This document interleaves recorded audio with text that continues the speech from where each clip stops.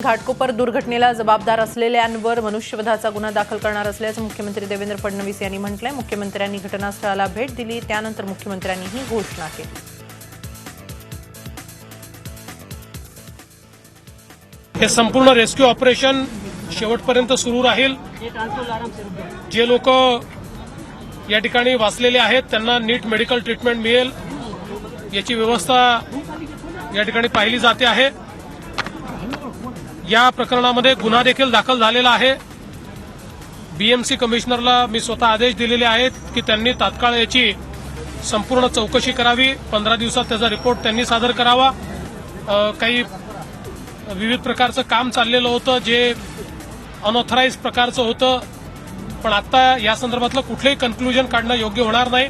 हा रिपोर्ट आल्यानंतर ते कन्क्लुजन काढलं जाईल, पण ही घटना गंभीर असल्यामुळे याच्यामध्ये जे काही दोषी असतील त्यांच्यावर अतिशय कठोर कारवाई ही केली जाईल आणि एक प्रकारे जर यात कोणी दोषी आढळलं तर हा मनुष्यवधाचाच गुन्हा हा त्यांच्यावर निश्चितपणे दाखल केला जाईल।